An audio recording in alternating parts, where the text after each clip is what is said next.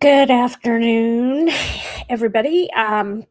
Welcome to Truly Sinister. Today, I wanted to recap. This is part one of I don't know how many. Hopefully, not too many. But I wanted to recap on Aidan Kearney's mega motion that Mark Betterow wrote.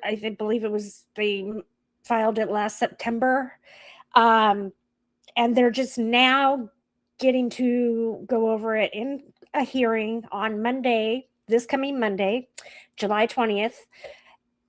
So I wanted to kind of recap on it to make us a little more, fresh on it because it's been so long since it's been gone over on anybody's channel that I know of. So I just kind of wanted to refresh our memories and get us, back in the swing of things as far as his um, witness intimidation case goes, because it seems like it's been just moving so slowly.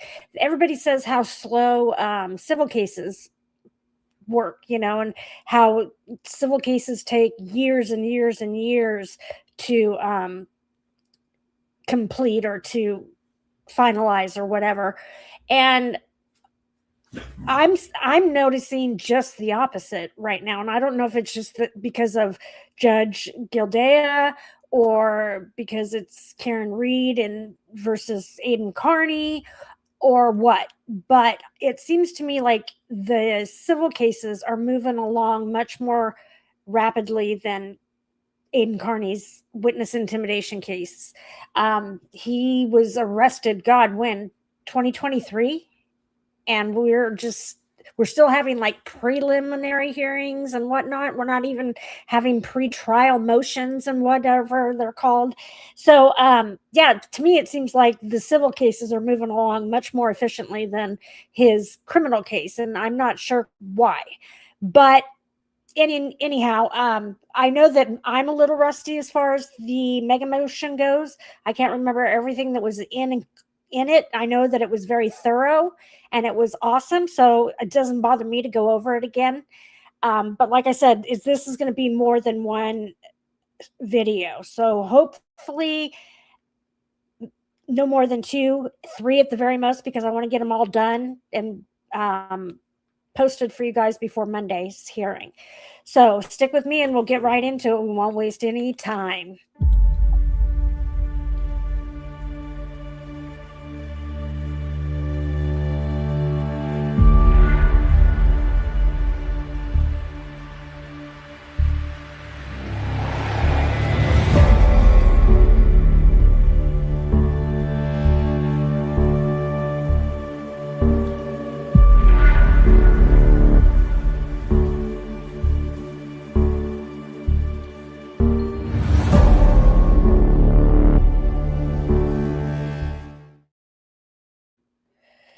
So thank you for hanging on with me until that intro is over.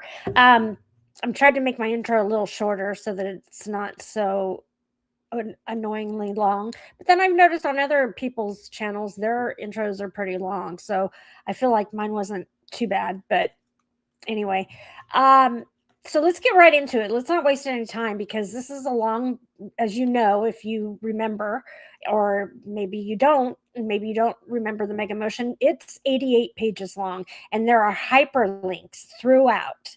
And I'm going to click on some of the hyperlinks, but I don't think I'm going to click on all of them.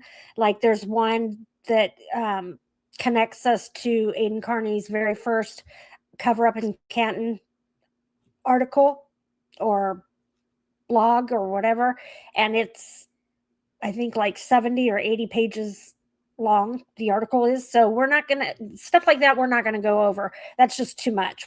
That was done way back when.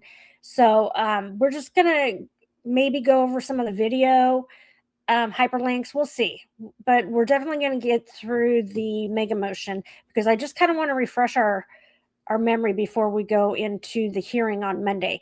Apparently, each side is only going to have like 20 or 30 minutes to argue their case, which doesn't seem very long. I mean, that doesn't seem like very much time, especially considering it's been how long since we've had a hearing for this case, for his witness intimidation case? It's been a while. And it's been a while since they filed this mega motion. And, you know, Cosgrove never responded to it as far as I know. So it's like, I guess the rules don't apply to him. I don't know. He doesn't have to respond to anything in a timely manner like everybody else does, apparently. But they just had a hearing with Alan Jackson and Cosgrove, and Judge Krupp, was that who it was? I can't remember. Yeah, I think it was. And I love him. He's amazing. But Cosgrove was caught in lie after lie after lie during that hearing. It's insane. It's like Alan Jackson quoted him as to what he said to the court in previous hearings, as far as working with the Norfolk DA, Michael Morrissey, and he denied it. He said that Alan Jackson misquoted him. That's not what he said. And I watched the video of that original hearing last night, and it's exactly what he said. That's why Alan Jackson said, and I quote, because he was quoting what Cosgrove said in that hearing. So for Cosgrove to say that, Alan Jackson was embellishing it and whatever, it's insane. How he can stand there with a straight face and lie like he does is beyond me. And he's trying to say that there is no conflict for Michael Morrissey. He wasn't removed due to a conflict of interest. I call bullshit on that, because if he wasn't, why would Cosgrove be there? Why would they feel the need to hire Cosgrove as a special prosecutor to prosecute this case? Because Morrissey has a conflict. As simple as that. I mean, and for him to sit there and say that there is no conflict, okay, whatever. Anyway, so let's get right into this.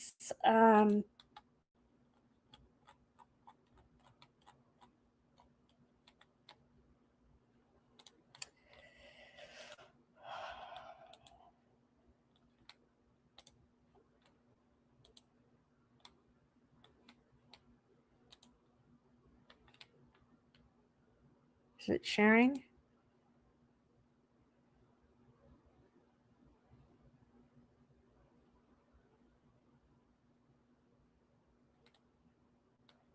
Let me see.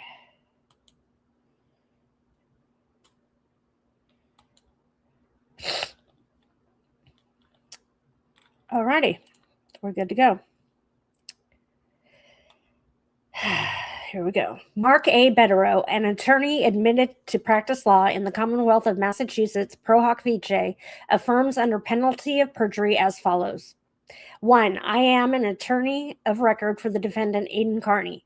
I am familiar with the facts and circumstances herein and make this affidavit in support of Mr. Kearney's motions for A. dismissal of the indictments pursuant to Commonwealth v. Odell and its progeny, due to the prosecution's impairment of the integrity of the grand jury proceeding, or in the alternative, for the granting of an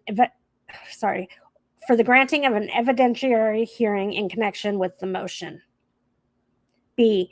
Dismissal of the indictments pursuant to Bridgman v. District Attorney for Suffolk District and its progeny, due to the Commonwealth's pervasive failure to disclose specifically requested Brady material, Giglio material, and automatic discovery under Rule 14 of the Massachusetts Rules of Criminal Procedure, or in the alternative, for an evidentiary hearing in connection with the motion. C. Disqualification of Special Prosecutor Kenneth Mello pursuant to Rule 3.7 of the Massachusetts Rule of Professional Conduct, due to Mr. Mello being an essential defense witness at trial, or in the alternative, an evidentiary hearing in connection with the motion. Background. Number 2. Mr. Kearney, known by the moniker Turtleboy, is a credentialed independent journalist with large platforms on social media and YouTube. He writes articles and regularly hosts live YouTube shows, which generally are 2 to 3 hours in length and address numerous topics of public concern. Number 3, Mr. Kearney's YouTube videos are categorized sequentially as numerical episodes, each of which contains a unique title summarizing the contents of his show.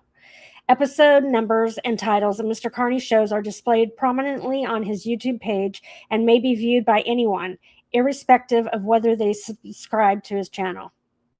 Number 4, Mr. Kearney's investigative reporting has exposed numerous examples of fraud, corruption, and wrongdoing.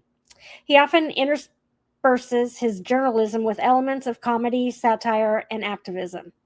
Not surprisingly, many people who become the subject of his reporting and content don't like him. Number 5, in April 2023, Mr. Kearney began researching the Karen Read case, which at the time appeared to be a straightforward, open and shut vehicular homicide case. After he reviewed publicly filed court documents and acquired information from sources he generated, Mr. Kearney quickly realized that the case against Miss Read was far more nuanced than had been publicly reported up to that point. Number 6, since he first delved into the circumstances surrounding how John O'Keefe, a Boston police officer, ended up dead on the front lawn of fellow Boston police officer Brian Albert, shortly after Miss Read dropped him off at Mr. Albert's Canton home in her Lexus SUV, Mr. Kearney's reporting and content creation has centered on his unabashed belief that the Norfolk County DA's office and the Massachusetts State Police framed Miss Read with assistance from Jennifer McCabe, members of the Albert family, and others who participated in Mr. O'Keefe's death and or helped cover it up. Footnote 1. Miss McCabe's sister, Nicole, is married to Brian Albert. Number 7, on April 18, 2023, Mr. Kearney published his first article about the Read case, Canton Cover-Up Part 1. Corrupt state trooper helped cop cover up murder of fellow officer, frame innocent girlfriend. Number 8, Mr. Kearney's initial Canton cover-up report was primarily sourced by the April 12, 2023 90-plus page court filing from Miss Read's defense, which consisted of an affidavit from her attorney supported by numerous exhibits, including police reports and data from an extraction report of Miss McCabe's cell phone. So let's go to this. Now, see, this one's 92 pages, so we're not going to go over this.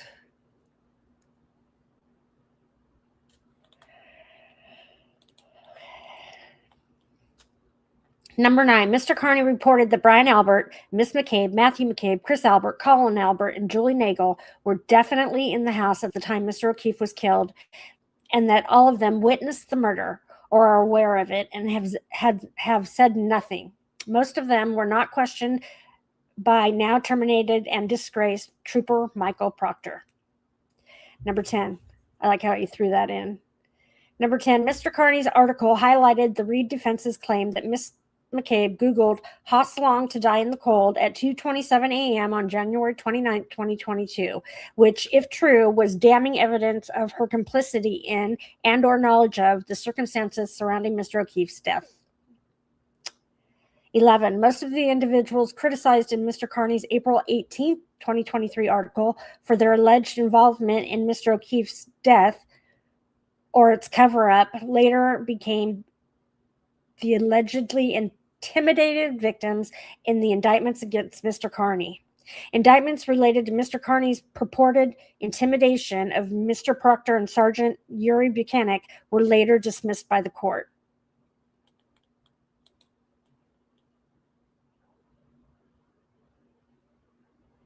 And that's 37 pages long.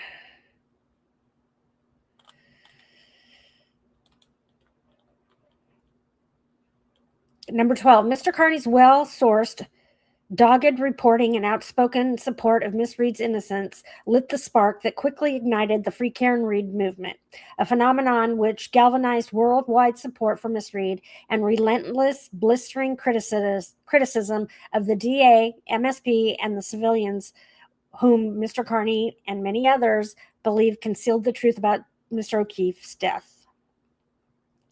Number 13, Mr. Kearney's coverage of the Reed case, which to date includes 528 Canton cover-up articles and hundreds of video episodes, virtually overnight transformed a mundane Massachusetts criminal case into perhaps the most high-profile and scandalous murder prosecution in the United States in decades. This case will be in law books and history books and everything. See, they don't make it very easy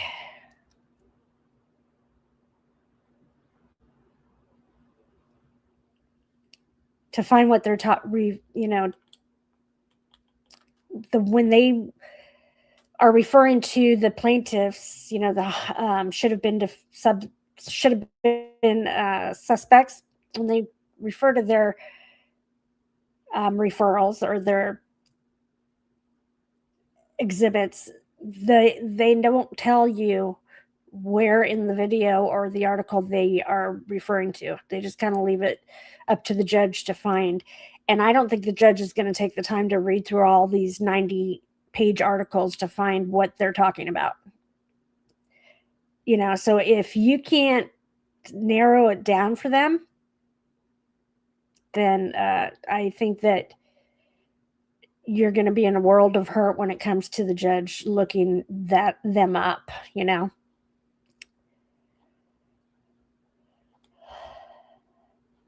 were a cute couple. Okay, moving on.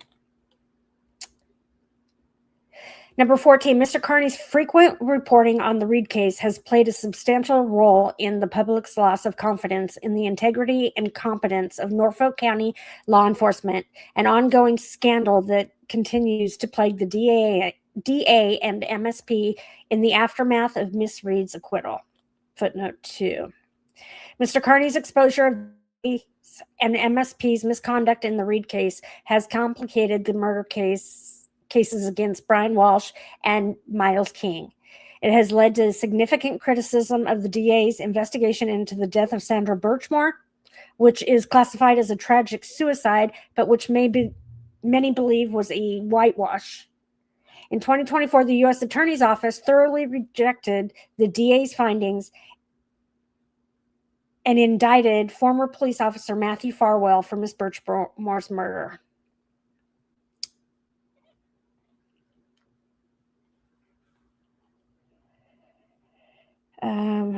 Number 15, but for Mr. Kearney's reporting, disgraced former trooper Proctor would still be investigating serious cases for the MSP. Other members of the MSP, including Detective Lieutenant Brian Tolley, the lead investigator against Mr. Kearney, and Sergeant Buchanan, wouldn't have been publicly disciplined for their misconduct, and the Norfolk DA's State Police Detective Unit wouldn't have been dismantled due to their misconduct in the Reed case. There's a lot to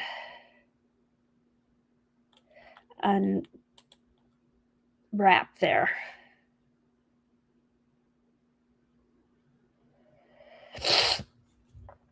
Okay, this is a disciplinary action for Lieutenant Brian Tolley.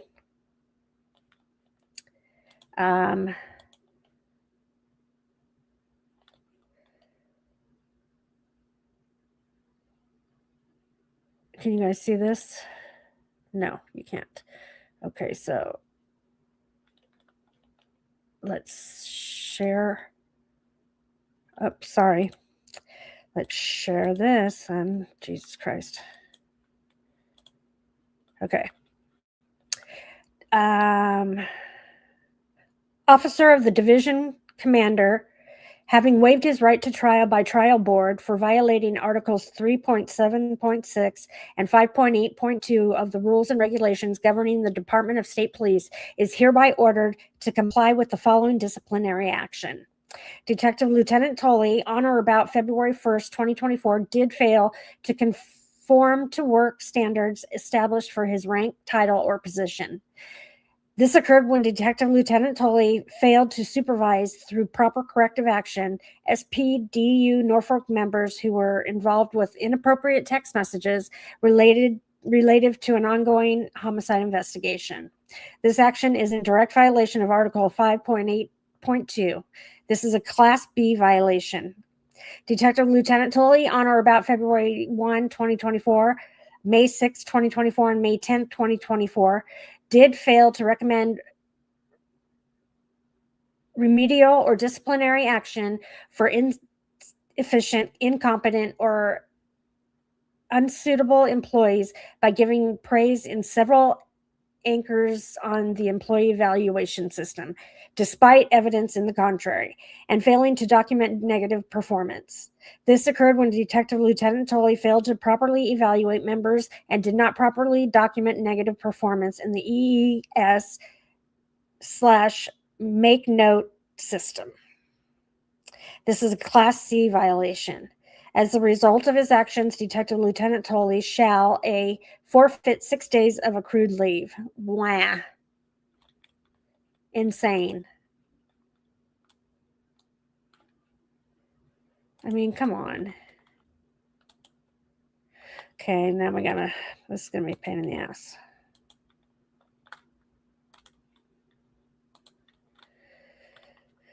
Okay.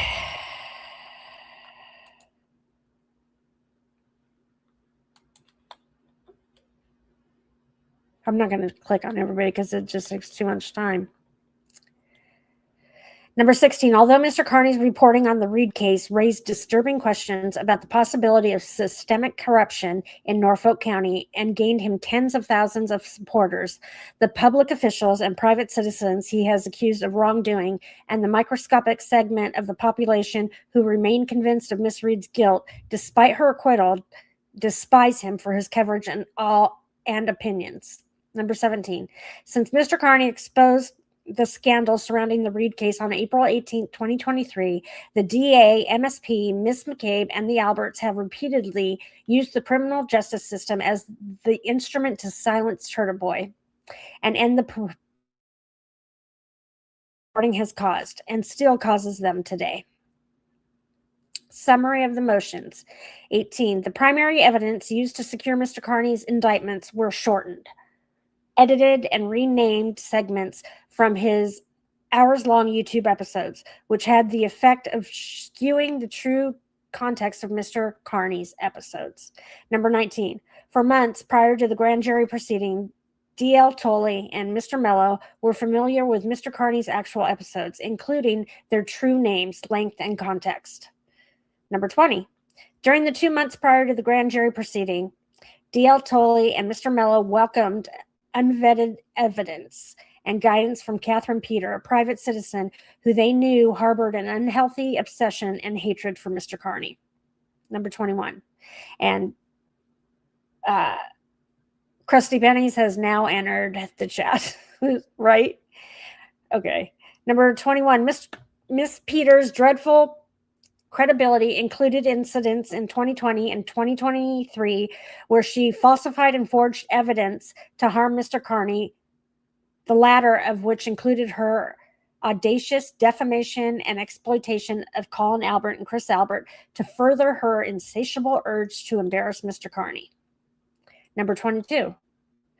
Ms. Peter provided D.L. Tully and Mr. Mello with video and audio evidence, including edits from Mr. Kearney's lengthy episodes, which she believed evinced Mr. Kearney's intent to intimidate witnesses. Yeah, if you take them out of context, I'm sure a lot of them sound like that. 23, as detailed in the accompanying affidavit of Courtney Healy, according to D.L. Tully, Ms. Peter directed him to specific timestamps of Mr. Kearney's episodes, which he located and edited rather than review the linked files provided to him by Ms. Peter. Number 24, D.L. Tully apparently renamed the edits he made from Mr. Kearney's episodes, such that they didn't accurately reflect the names created by Mr. Kearney, and saved them in folders he created, which included at least one he named Intent. Number 25, the edited and renamed files and the Intent folders D.L. Tully created were the exact files that became the exhibits that Mr. Mello introduced and D.L. Tully described before the grand jury. Oops. Number 26, Mr. Mello's direction of the grand jury proceeding made a mockery of Mr. Kearney's right to due process, the cumulative impact of which impaired the integrity of the grand jury proceeding and prejudiced Mr. Kearney. Number 27, Mr. Mello littered the grand jury proceeding with his improper comments, his unsworn opinions of the evidence, and Mr. Kearney's intent, and by twice eliciting D.L. Tully's opinion that Mr. Kearney intended to intimidate witnesses. Because you can't, the defense and the defense lawyers don't get to go to the grand jury. It's all the prosecution team and their witnesses. So they get to tell their story, but the defense doesn't get to tell theirs. Number 28, Mr. Mello provided the grand jury with improper legal instructions and failed to give appropriate limiting instructions. He improperly alerted the grand jury about the possible sentences associated with the crimes for which he sought indictments, and even a charge for which he did not seek an indictment. Number 29, Mr. Mello dedicated the first day of the grand jury proceeding to dirtying up Mr. Kearney through his introduction of irrelevant and prejudicial evidence related to an uncharged allegation of Mr. Kearney wiretapping Stephen Scanlon, a topic entirely unrelated to the witness intimidation allegations before the grand jury. Number 30, Mr. Mello and D.L. Tully misled the grand jury by limiting evidence of Mr. Kearney's intent to D.L. Tully's edits of his episodes, which left the grand jury with inaccurate and far more incriminating information about the names, length, and context of Mr. Kearney's episodes rather than affording the grand jury access to his authentic episodes, which would have provided it with the accurate and favorable content of Mr. Kearney's statements. Number 31. At least 28 times during the course of the grand jury proceeding, Mr. Mello elicited from D.L. Tully materially false and misleading testimony about Mr. Kearney's YouTube episodes, which impression that he created the episodes to document his alleged intimidation of witnesses. Number 32. Despite numerous defense demands for specific evidence from September 2024 to August 2025, the DA has failed to disclose exculpatory or discoverable evidence, or at a minimum, explain what efforts, if any, it made to locate the requested evidence. Number 33, the defense made a prior defense motion to dismiss the indictments without access to important undisclosed evidence that was in the Commonwealth's possession, custody, and control prior to the filing of the motion.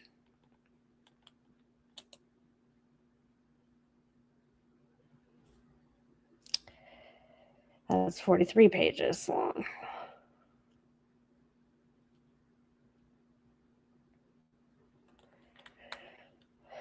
So they're giving all the goods, you know. They're not leaving anything to chance. They're providing everything that the judge needs to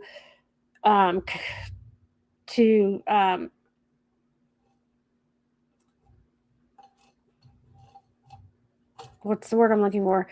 To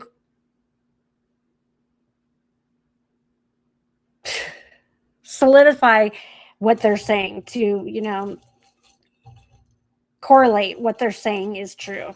I can't think of the word. I'm stroking out. God. 34.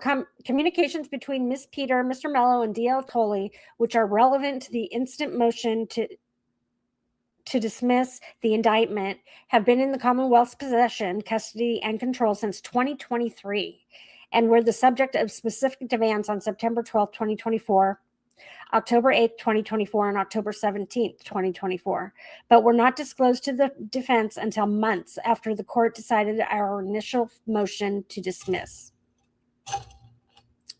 Number 35, Mr. Mello forwarded many of the communications relevant to the instant motion to dismiss the indictment to co-counsel Robert Cosgrove on December 16, 2024, but Mr. Cosgrove didn't provide them to the defense until July 7, 2025.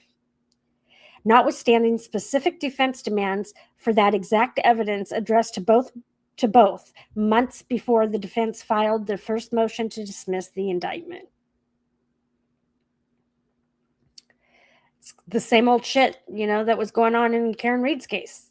It's just these prosecutors the rules don't apply to them. They do what they want, when they want, if they want. It's insane. It's insanity.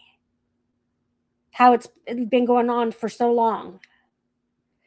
36. On September 4th, 2025, the defense learned for the first time that D.L. Tully apparently edited and renamed Mr. Kearney's content, and that this altered evidence later became the exhibits used by Mr. Mello and D.L. Tully to mislead the grand jury about Mr. Kearney's alleged intent. Number 37. The communications between and among Miss Peter, Mr. Mello, and D.L. Tully, recently disclosed by the Commonwealth, established that the defense still hasn't been provided with a private video link. With private video links, Miss Peter sent directly to Mr. Mello and D.L. Tully. B. Photographs and other evidence Miss Peter sent Sergeant Buchanan. And C. Communications between Miss Peter and D.L. Tully regarding the assistance she provided D.L. Tully immediately before he accessed Mr. Kearney's actual episodes and edited them, changed their names, and placed them in an intent folder he created for use in the grand jury. 38. The DA now claims that numerous private links containing discoverable information about Mr. Kearney that Miss Peter provided to Mr. Mello and D.L. Tully has since been deleted by a private party. For example, Miss Peter. Number 29, the Commonwealth has represented that D.L. Tully has never opened any unsolicited links emailed to him by Miss Peter. Notably, they have not and cannot say the same about Mr. Mello, who not only opened private links sent to him by Miss Peter, but sent them to D.L. Tully for him to review. Number 40, therefore, favorable and discoverable and evidence that indisputably was in the Commonwealth's actual possession since 20 apparently is no longer available for disclosure to the defense. So it needs to be thrown out. They can't use it. Right? I mean, they can't use something that Turtleboy or that Aidan has no access to. They can't. I mean, that's a little one-sided, right? Number 41, Mr. Kearney has been prejudiced by the non-disclosure and or destruction of exculpatory and discoverable evidence because the defense has been deprived of critical, substantive, and impeachment evidence in support of the claim that the DA's biased and shoddy investigation relied upon unvetted and possibly tampered evidence from a source with a patently obvious motive to falsely accuse Mr. Kearney and with a track record of doctoring evidence against him on at least 2 occasions. So now they're looking pretty stupid because they're taking Krusty Panties at her word, and they're letting her provide them with all this stuff, all this incriminating evidence and whatnot. And now they're finding out that she's not quite what she set herself up to be. And she's got a history with Aidan of, doctoring records and, whatever. Doesn't look good for the Commonwealth at all, looks really bad. Why can't they do their own flipping investigation? Why are they depending on somebody they don't even know? Some random chick. I mean, they should have been questioning why she wanted so badly to be involved.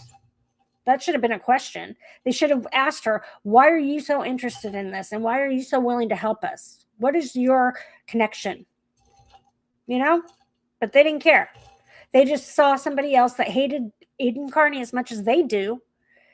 And they thought, hey, we can make her do a lot of our busy work, our footwork for us. And we can move on with our case. They didn't realize that she doesn't necessarily do the footwork. She just alters and doctors stuff to kind of fit her narrative. So there's that. Number 42, Mr. Mello's communications with D.L. Tully and Miss Peter regarding her relationship with and production of evidence to the prosecution, the likelihood that he will contradict D.L. Tully's claim Okay, let me start that over again. Mr. Mello's communications with D.L. Tully and Miss Peter regarding her relationship with and production of evidence to the prosecution. The likelihood that he will contradict D.L. Tully's claim that he has never reviewed private links sent by Miss Peter, his knowledge of Miss Peter's motive to falsely accuse Mr. Kearney, and her overall lack of credibility, his knowledge that D.L. Tully edited and renamed evidence that he later introduced to the grand jury, and his conduct before the grand jury, which included eliciting false and misleading testimony from D.L. Tully, supports Mr. Kearney's defense and will make Mr. Mello an essential defense witness at trial. I think that's hilarious. Mr. Mello also made himself a material witness when, on November 5th, 2023, in his official capacity as Mr. Kearney's prosecutor, he called the police advocating on behalf of witness Chris Albert by seeking to have peaceful protesters assembled across the street from Mr. Albert's pizza shop charged with witness intimidation. That's the Canton Nine. And they have since been, I believe their charges have since been dropped. The only one they want to follow through with is Aidan Kearney. Imagine that. Mr. Mello's conduct and credibility will be key issues at trial, and it would therefore be improper for him to represent the Commonwealth and defend himself as an unsworn witness. Mr. Mello must be disqualified pursuant to Rule 3.7, which mandates that a lawyer shall not act as an advocate at a trial in which the lawyer is likely to be a necessary witness. Just 1 second, I need a drink.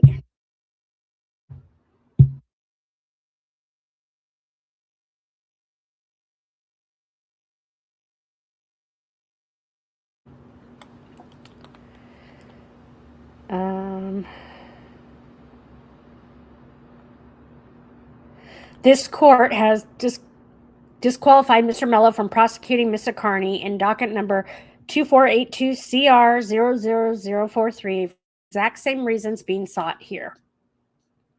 Accordingly, for the reasons detailed in this affidavit, its exhibits, and the accompanying memorandum of law, the court should dismiss the indictments against Mr. Kearney and disqualify Mr. Mello, or in the alternative, order an evidentiary hearing on the motions because the prosecution has prejudiced Mr. Kearney by A, intentionally impairing the integrity of the grand jury proceeding, and B, failing to disclose specifically requested exculpatory and discoverable evidence in their possession, custody, and control. And Mr. Mello's conduct has made him an essential defense witness. The need to silence Mr. Kearney. On April 10, 2023, Ms. McCabe and the Alberts learned that they were subjects of a federal investigation in the Commonwealth's investigation of Mr. O'Keefe's death and its subsequent prosecution of Ms. Reed. On or about April 10, 2023, Colin Albert was served with a federal grand jury subpoena. On information and belief, on the morning of April 10, 2023, Ms. McCabe was served with a federal grand jury subpoena. Sometime thereafter, Brian Albert, Mr. Proctor, Brian Higgins, Carrie Roberts, and others were served with federal grand jury subpoenas. On information and belief, Ms. McCabe was briefly interviewed by FBI agents on the morning of April 10, 2023. As detailed in her testimony at Ms. Reed's 2026 trial, Ms. McCabe told at least 2 material lies to the FBI. Ms. McCabe lied to the FBI by initially claiming that she was her sister, Nicole Albert, before properly identifying herself. You know, they walked up to her outside of her house and asked her if she was Jennifer McCabe, and she said, "No, I'm Nicole Albert, her sister." I mean, do you think they're not going to come back and keep coming back until they talk to you about what they want to talk to you about? And you don't think they're going to realize, hey, this lady just said she was Jennifer McCabe, but she looks an awful lot like the lady we talked to last week who said she was Nicole Albert. So are they twins? I mean, you know, it's like they don't think before they lie. They just lie as a natural reflex almost.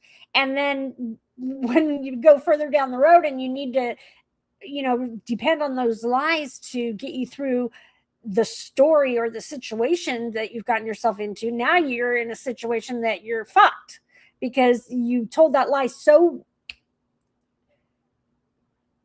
so sudden, so like instantaneously, that you didn't have time to think it through, and now you're stuck. Now you're in a situation where you have to figure out how to make that lie work for you.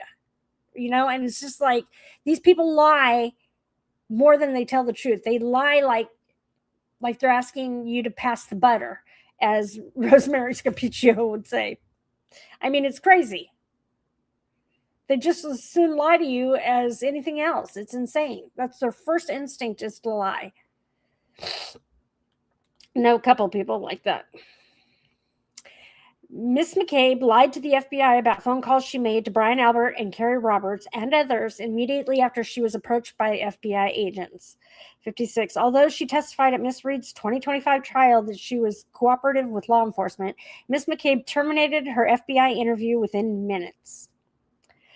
On April 10th, 2023 at 9 a.m., on information and belief, immediately after Miss McCabe called Miss Roberts while FBI agents were waiting to speak with her, a call Miss McCabe lied to the agents about, Miss Roberts asked Stephen Nelson, the DA's victim witness advocate, and then it's redacted.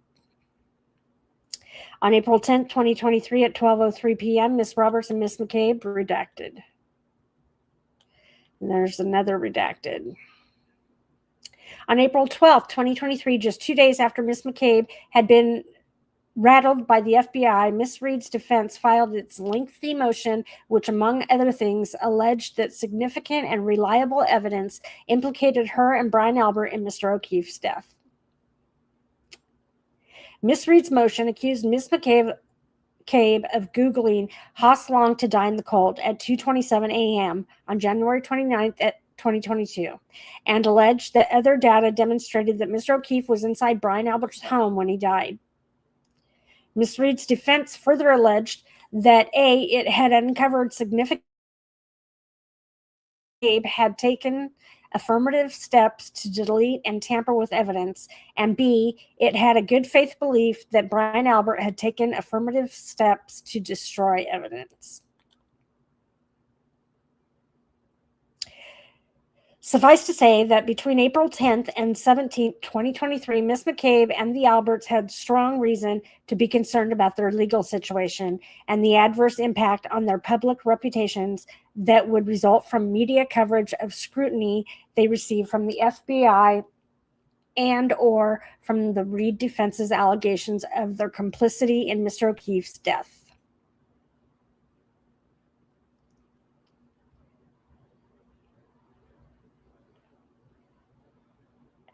Footnote 4, Miss McCabe was concerned with being publicly associated in any way with Mr. O'Keefe's death.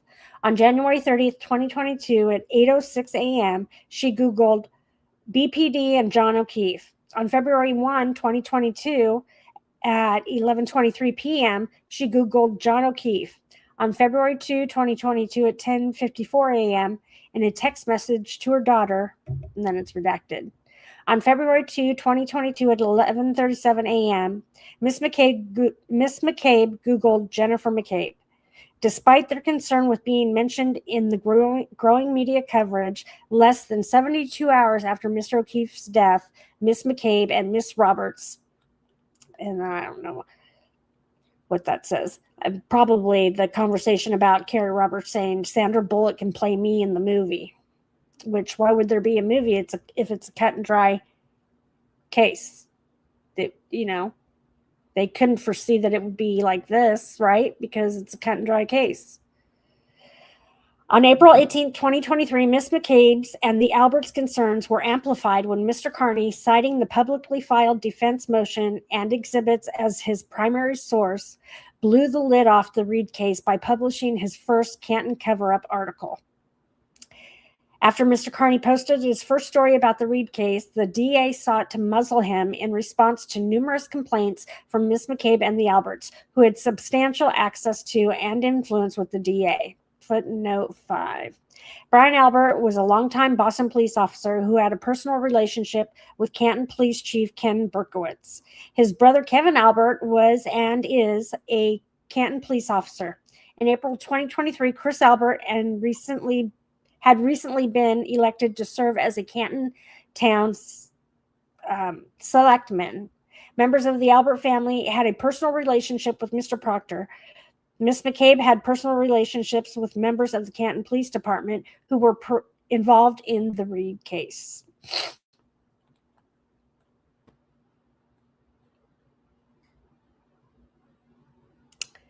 On April 29, 2023, no doubt concerned about the viral dissemination of Mr. Kearney's article and its detailed exposure of the Reed defense motion, Miss McCabe is redacted.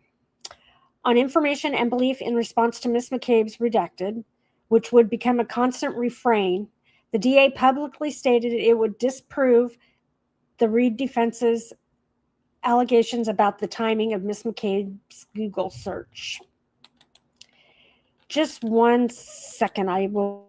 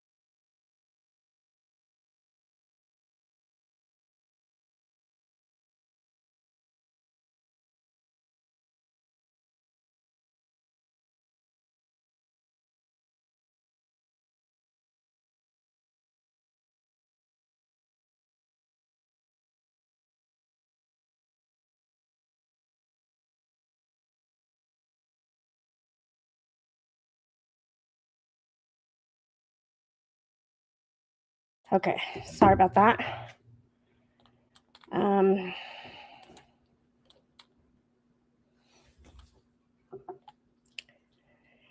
Notwithstanding the DA's attempt to triage the scandal by publicly defending Miss McCabe, things continued to get worse for her and the Alberts by the day. Mr. Kearney's reporting led to Miss Reed's modestly attended court appearances becoming newsworthy events, overflowing with supporters and media. Her support became so great that before both of her trials, the court ordered that a buffer zone be created to prevent jurors from being exposed to and influenced by Miss Reed's vocal supporters. After April, and Kearney tried to make it a much bigger buffer zone than it ended up being, but some people got a lawyer and sued her for violating their their rights and right to protest, and so she lessened the buffer zone, which technically they could have held out to have her eliminate the buffer zone completely, but they compromised, I guess you can say. After April 18, 2023, Miss Reed's public support increased exponentially. Her growing throng of supporters regularly protested and held standouts where large groups of people congregated in public spaces and displayed signs supportive of Miss Reed and critical of the DA, MSP, Miss McCabe, and the Alberts. Thus, the McAlberts was born or created. On May 9, 2023, the DA wrote the U.S. Attorney's Office seeking information about the federal investigation after being notified about the issuance of at least 2 federal subpoenas. He was shitting himself. He was scared. He wanted to know what they were doing, why they were doing it, how long they'd been doing it, how long are they going to do it. On May 18, 2023, the DA sought the recusal of the Boston U.S. Attorney's Office from the federal investigation due to what it alleged was a conflict of interest. On May 24, 2023, Miss McCabe and Miss Roberts clearly worried about Mr. Kearney's growing influence on public opinion. On May 20th, 2023, Ms. McCabe unsuccessfully sought a harassment prevention order against Mr. Kearney. Can't you make him stop blogging about me? Remember that? Pathetic. Demonstrating her fundamental misunderstanding of the First Amendment, Ms. McCabe alleged that on April 18, 2023, the day he first reported on the Reed defense motion accusing Ms. McCabe of complicity in Mr. O'Keefe's death, Mr. Kearney attacked her character. What character? You have to have character for it to be attacked. In what amounted to a request for unconstitutional prior restraint on Mr. Kearney, Ms. McCabe urged the court to do something so he can't blog about me. The court predictably ruled that however upsetting Mr. Kearney's reporting made Ms. McCabe, he was a member of the press and his activity protected speech under the First Amendment.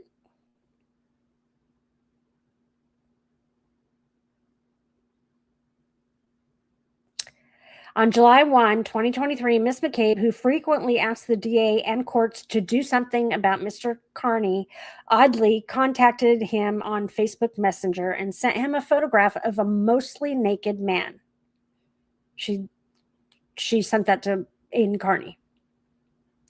Ms. McCabe apologized to Mr. Kearney and then ominously advised him to have fun in Mashpee, where Mr. Kearney was vacationing, which suggested she kept tabs on his whereabouts. Now, if you're afraid of him and if he's intimidating you, why would you be following him? And then letting him know that you're following him and keeping tabs on him. That doesn't sound like the actions of somebody that's intimidated by him or afraid of him or becoming a shell of their former self because of him and what he's saying about you. You know, it's like, make up your mind.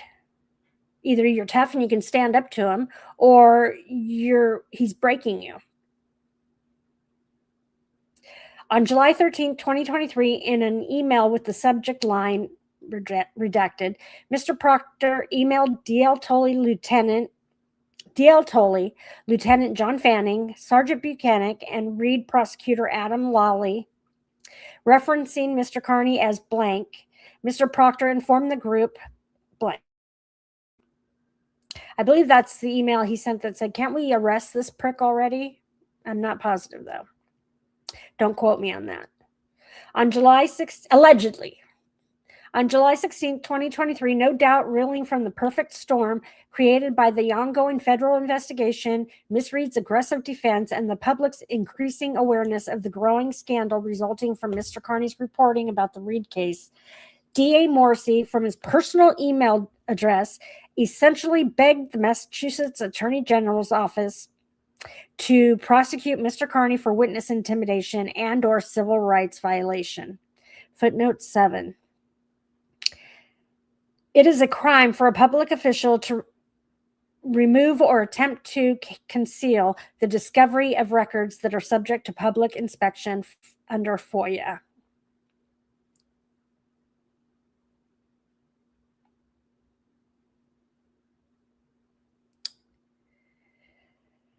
Oh, dear. What was I? Okay.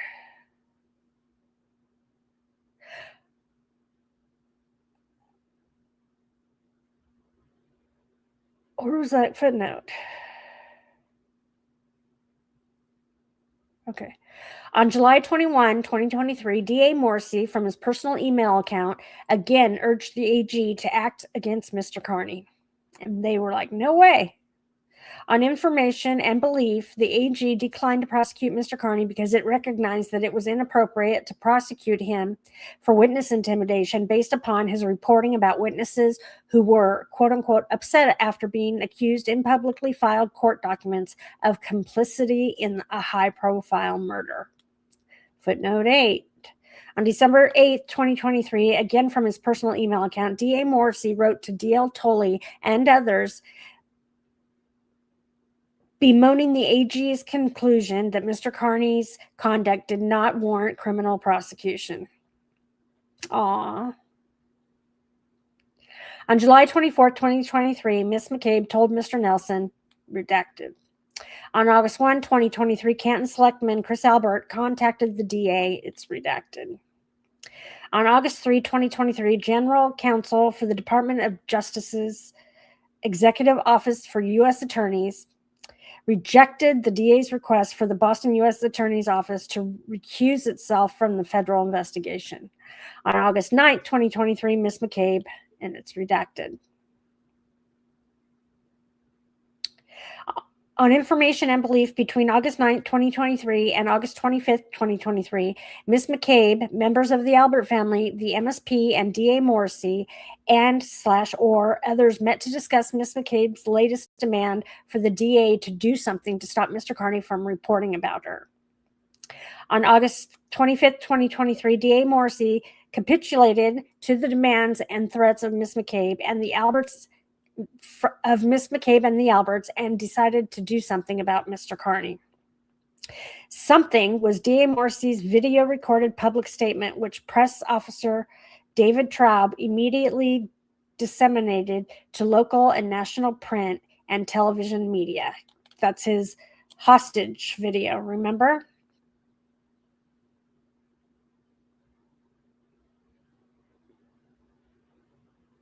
Oh, I thought they were going to have the video.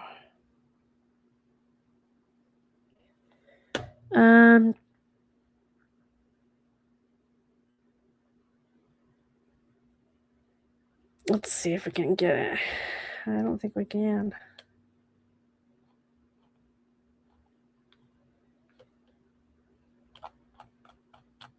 It's all the people he sent it to. It's not letting us click on it. So that was ridiculous. Prior to issuing this ill-conceived public statement, with assistance from Canton Police Chief Helena Rafferty, DA Morrissey accepted input on the content of his statement from a person advocating for Ms. McCabe's and the Alberts' interests.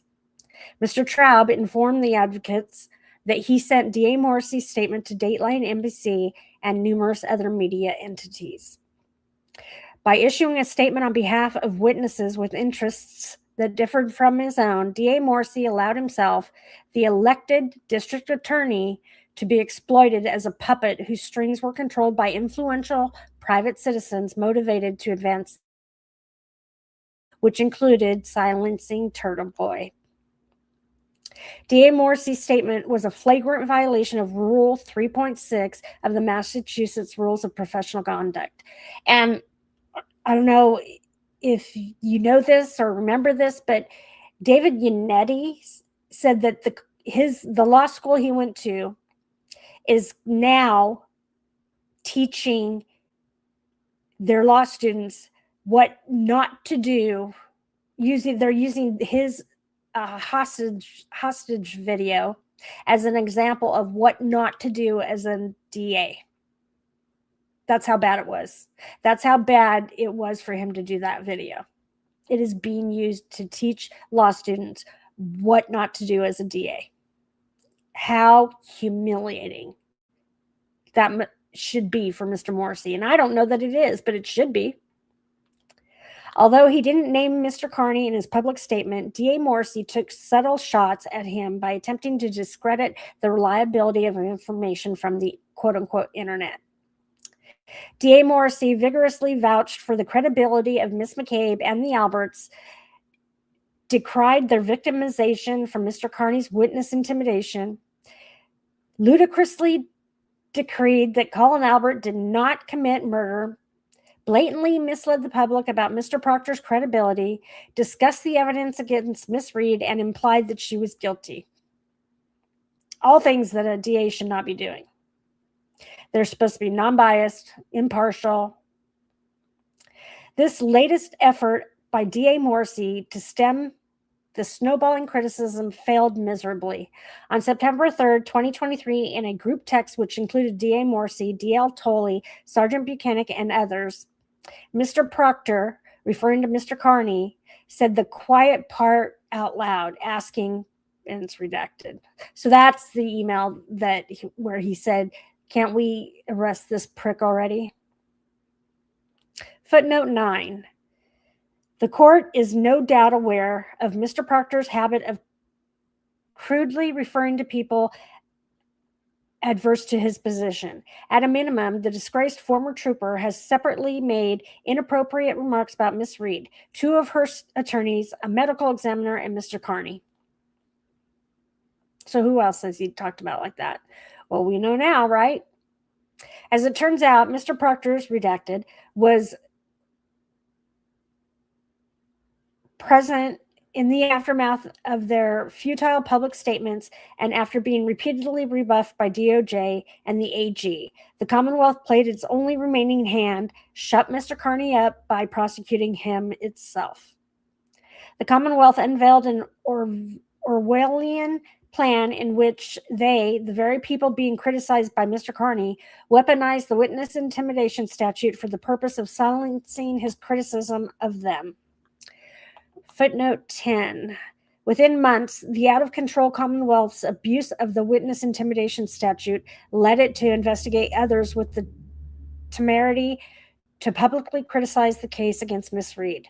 The MSP and Canton Police Department summoned protesters outside of Chris Albert's pizza shop. In what became a national embarrassment, they sought witness intimidation charges against people who placed tiny rubber ducks on public streets in Canton. They investigated people for the content of Facebook messages which were critical of the Miss McCabe and the Alberts. This colossal waste of public resources didn't result in a single conviction.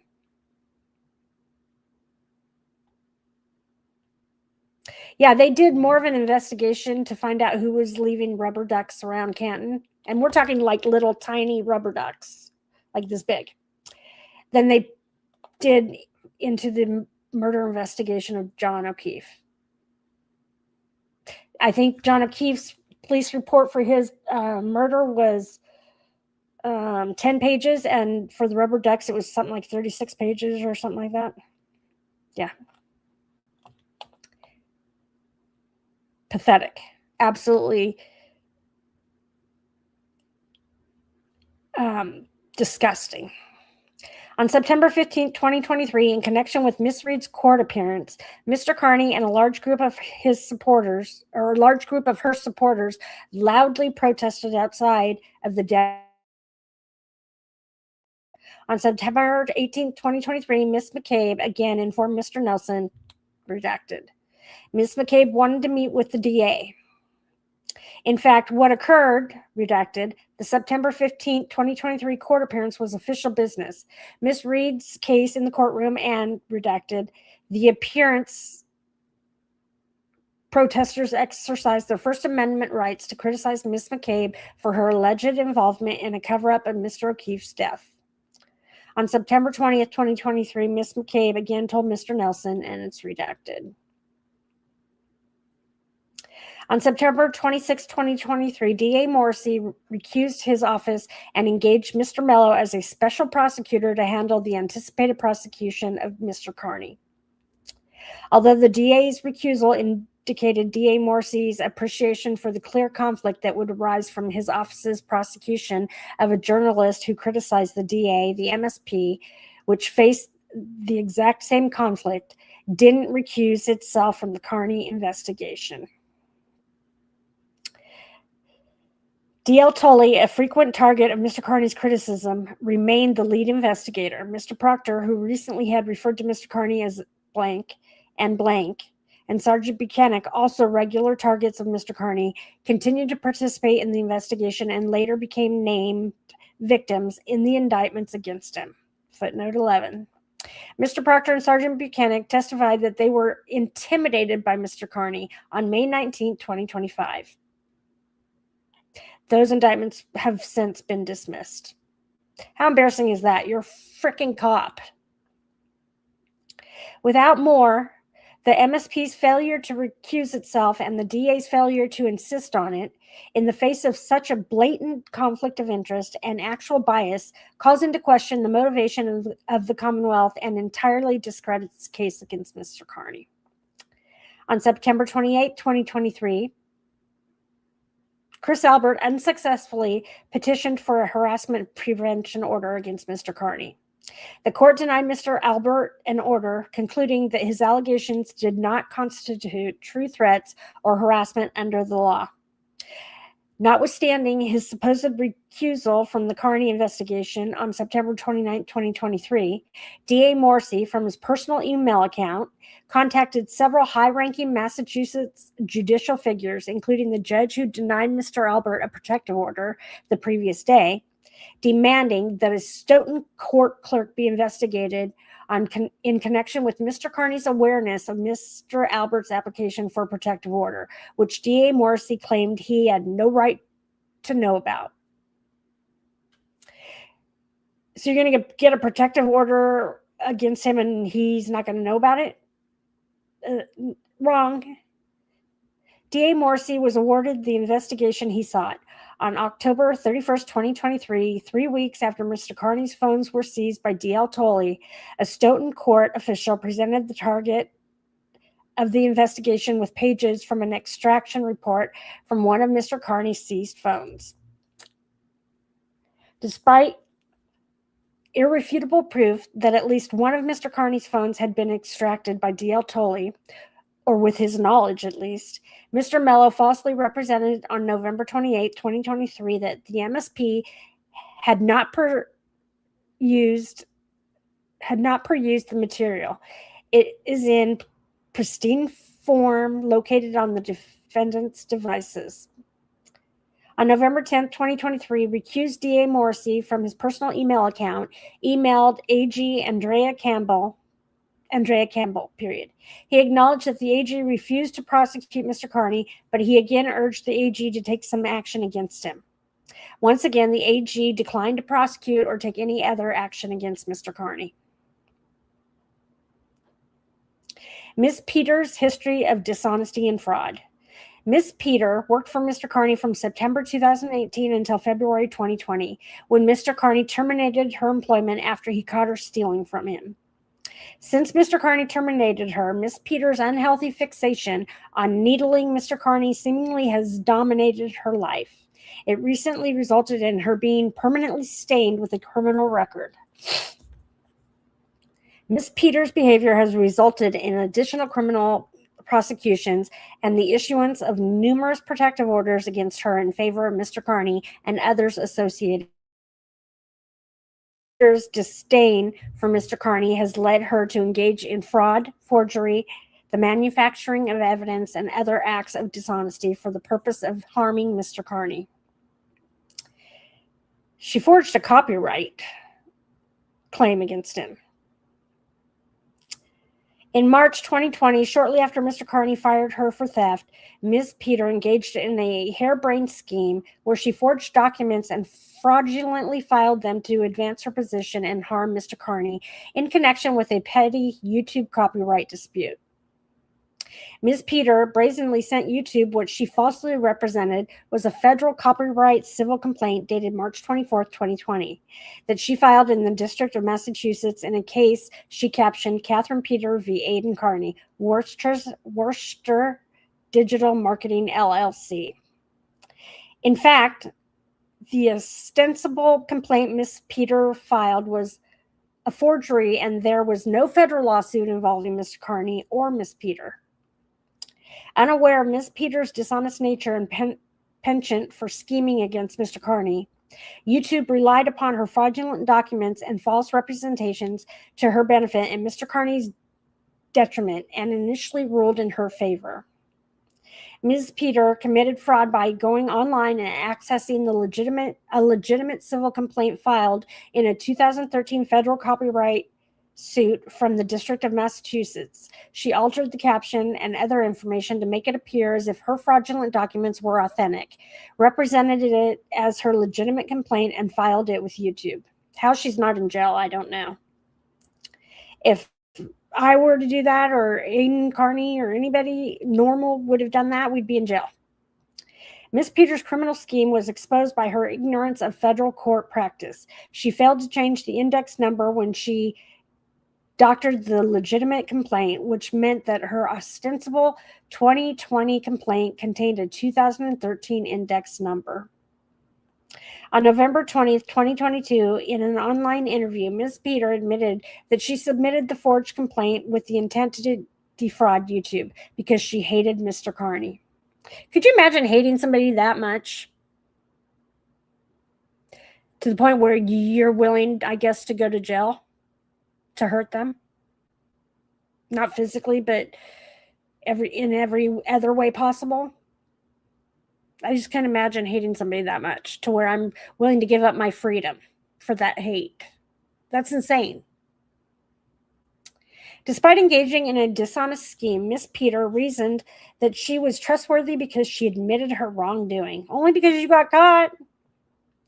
Miss Peter remains subject to prosecution in Massachusetts for forgery until March 24th, 2026. Miss Peters' self-serving defense of her trustworthiness didn't last long. Within months, she again succumbed to an impulsive urge to harm Mr. Kearney and sent him an anonymous email filled with defamatory and false information about Colin Albert and Chris Albert, hoping that Mr. Kearney would publicly harass the Alberts with the false information she fed him. Ms. Peter was acutely aware that if Mr. Kearney publicly accused Colin Albert and Chris Albert of criminal activity, it likely would lead these Reed case witnesses to claim that Mr. Kearney witness intimidated them by causing them emotional harm. Footnote 12. In March 2025, Colin Albert's and Chris Albert's complaints did result in further witness intimidation charges against Mr. Kearney. According to the Alberts, they suffered emotional harm after they viewed D&E camera footage of Mr. Kearney, who had been socializing with friends next door at CF McCarthy, clowning around while looking at D&E's security camera. Mr. Kearney's comments were unlawfully intercepted by a second camera. The Alberts claimed they were intimidated even though they weren't inside D&E and viewed the footage on their phones from a different location. And they were illegally wiretapping the public, period. Not just him, but anybody in the public that was sitting outside that pizza shop. They were illegally wiretapping, and Mark Betterow sent a motion to the interim police chief and told her, you need to do something about this. And if it's a conflict of interest for you to do something about it because Chris Albert is ultimately your boss, he signs your paychecks, then you need to forward it to a different DA and have it, have him indicted for this. That's ridiculous. Nothing ever came of it. Nothing.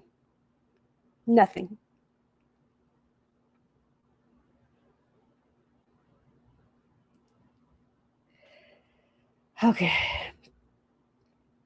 Where was I? On May 28th, 2023 at 3:30 p.m., concealing her identity under the alias Mia Rose, Ms. Peter shamelessly emailed Mr. Kearney that Colin Albert was a drug dealer and that he was responsible for killing Mr. O'Keefe. Ms. Peter lied to Mr. Kearney that Chris Albert knew his son moved drugs through D&E Pizza and that the whole Albert family made money from Colin's drug operation, which probably explained why Brian Albert covered up Mr. O'Keefe's death. Ms. Peters' deranged scheme included presenting Mr. Kearney with fabricated screenshots she created and which purported to show Mia and Colin Albert discussing drug deals. And yet they never got mad at her for that. Now, to me, that's defamation. But she was doing it to help them. Miss Peter falsely told Mr. Kearney that Colin Albert talked about harming John because he believed Mr. O'Keefe was investigating his drug dealing.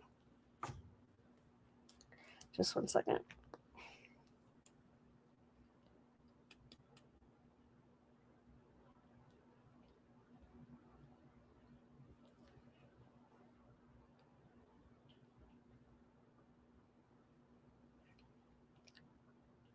How did this come out?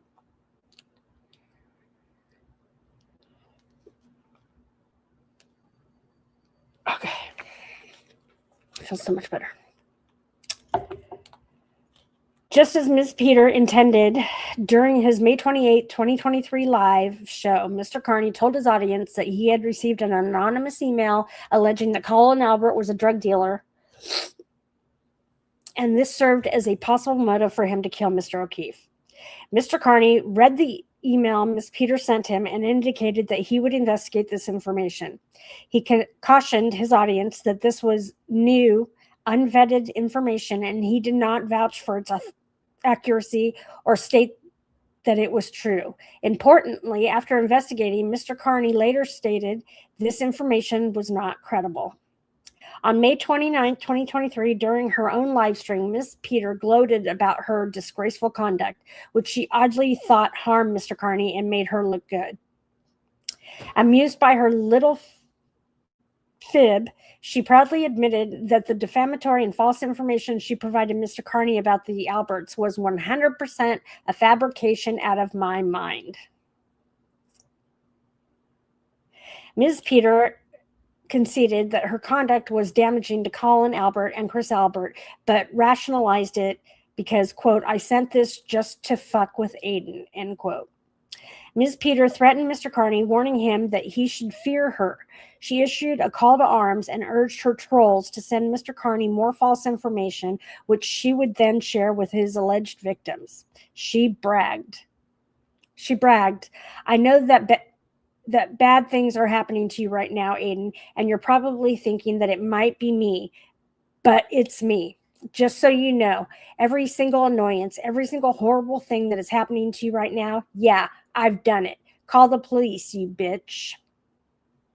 In other words, just as she did in her 2020 YouTube spat with Mr. Kearney, Ms. Peter demonstrated the case with which she lies, and in this instance, intentionally cause emotional harm to prosecution witnesses if it helps her fuck with Aidan. Ms. Peter's defamatory stunt apparently did cause emotional harm to Colin Albert and Chris Albert. On August 1, 2023, Chris Albert specifically cited, it's redacted, when he wrote the DA, redacted. Just as Ms. Peter intended, Mr. Albert assuredly blamed Mr. Kearney for the bogus drug dealing allegations, entirely ignorant to the fact that it was his supporter and advocate, Ms. Peter, who saw him and his son as expendable collateral damage for her false flag operation to harm Mr. Kearney. Within weeks of Ms. Peter's cruel and defamatory attempt to amuse herself at the expense of the Alberts, and her call to arms unleashing her trolls on Mr. Kearney, D.L. Tolley and Mr. Mello willingly relied on her as a primary source for gathering evidence to use during the grand jury proceeding against Mr. Kearney. Ms. Peter immerses herself into the case. On information and belief for years, Ms. Peter has spent several hours a week online monitoring and cataloging Mr. Kearney's content, mining for material to use against him. Ms. Peter had no public interest or stake in the Reed case and no association with any of the witnesses in it until Mr. Kearney began supporting Ms. Reed's innocence. Naturally, once Mr. Kearney started to support Miss Reed, Ms. Peter became a self-styled advocate for Miss McCabe and the Alberts and the O'Keefes, footnote 14. In July 2023, Ms. Peter created a Facebook group, Support for MAOs, which means McCabe's, Alberts, and O'Keefes. At one point, Ms. Peter volunteered to help members of the group find an attorney to deal with Aidan. On September 13, 2023, at 3:34 p.m., Ms. Peter publicly bragged that she had archived a purportedly illegal recording made by the retard Mr. Kearney of his conversation with Stephen Scanlon, a private investigator who was tangentially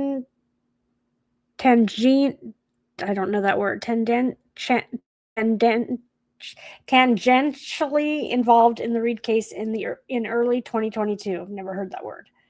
Ms. Peter claimed that she forwarded the recording to MSP. On information and belief, on September 13, 2023 at 4:23 p.m., Ms. Peter created a version of the recording and sent it to D.L. Tolley in a private link. November 28, 2023 transcript. Tolley testified he, quote unquote, had been sent a video of the Scanlon recording. D.L. Tolley testified the person who it was sent to, she stated it was a private link, so it was not available for public distribution. An audio copy of the recording that Ms. Peter sent the MSP on or about September 13, 2023, the substance of which was played as a video before the grand jury, wasn't provided to the defense until August 8, 2025. The version of the recording provided to the defense doesn't include the beginning of the recorded call, skips and repeats. It is clearly edited. The defense hasn't been provided with a copy of the email or any communication in which Ms. Peter provided the Scanlon recording to the MSP.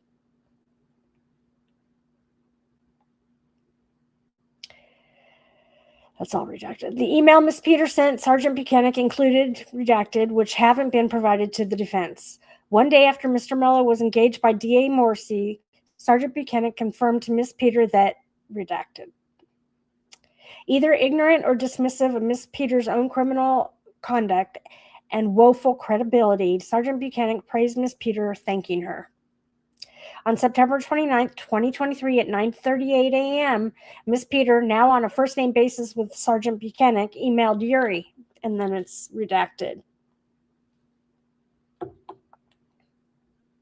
Ms. Peter, okay, that's redacted. On September 29, 2023 at 3 p.m., Ms. Peter tweeted October 10th, he knows the deal, in response to another's post asking her when Mr. Kearney would be subpoenaed.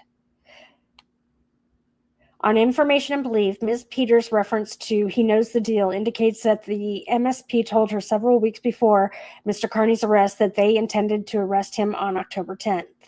On September 29th, 2023 at 4 p.m., Sergeant Buchanan forwarded his email correspondence of September 27th and 29th with Ms. Peter to, and it's redacted. On October 3rd, 2023, D.L. Tolley emailed Lieutenant Fanning, Sergeant Buchanan, and Mr. Proctor that he had blank. And those are all redacted. On information and belief, the blank and blank being discussed by D.L. Tolley, Sergeant Buchanan, and Lieutenant Fanning on October 3rd related to blank, Ms. Peter provided D.L. Tolley in a private link on or about September 13th, and which was later used against Mr. Kearney in the grand jury. Almost 2 years later, and despite numerous specific demands related to Ms. Peters' relationship with the Commonwealth, the defense hasn't been provided with any notes, reports, or videos related to Ms. Peter or the private link she sent D.L. Tolley on September 13th. For months prior to the November 28th commencement of the grand jury proceeding, D.L. Tolley, Sergeant Buchanan, and Mr. Proctor were aware of Ms. Peter's unstable obsession with Mr. Kearney.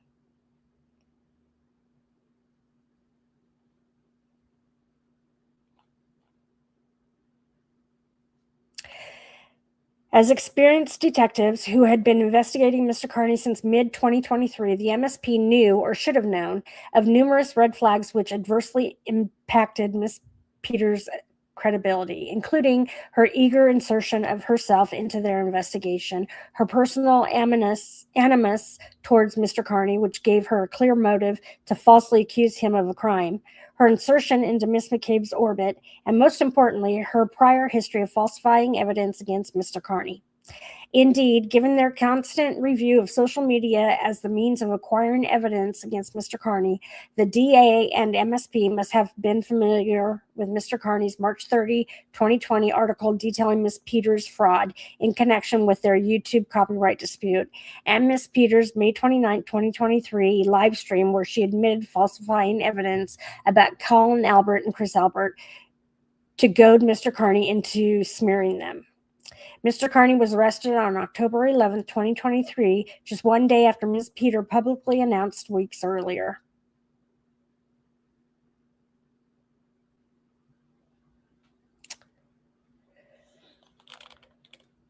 Okay, so, like I said, I'm going to split it in half, so I think we're going to get it done in just two streams, which is great. I'll probably record the second part tonight, and that way maybe tomorrow we can go over some of um,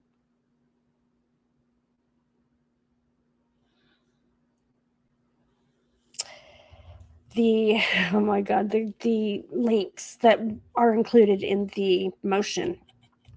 Um, Most likely not the long articles or whatever, but like some of the other links. Was there anything else? I know that there are other cases I said that I would be following, and I still am keeping an eye on them. The Wesley Hannard case, he's the young man who Judge Elmore, who was the same judge for Jesus Christ, Aaron Spencer, and she let this guy go on a low bond, just like Aaron Spencer's daughter's attacker. And this guy reoffended while he was out on bond. He was 19 years old. He pled for the first case, and now he's waiting to go on trial for the second case, and the case that, where he reoffended.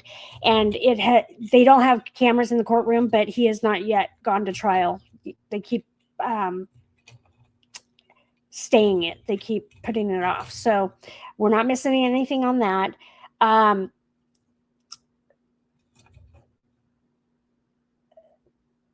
Kalia Toll, the OnlyFans mom who left her toddler and her infant home alone while she went out and had a high school fun night that turned into 5 or 6 days gone, and the infant died. Her case keeps getting postponed, so we haven't missed anything on that. And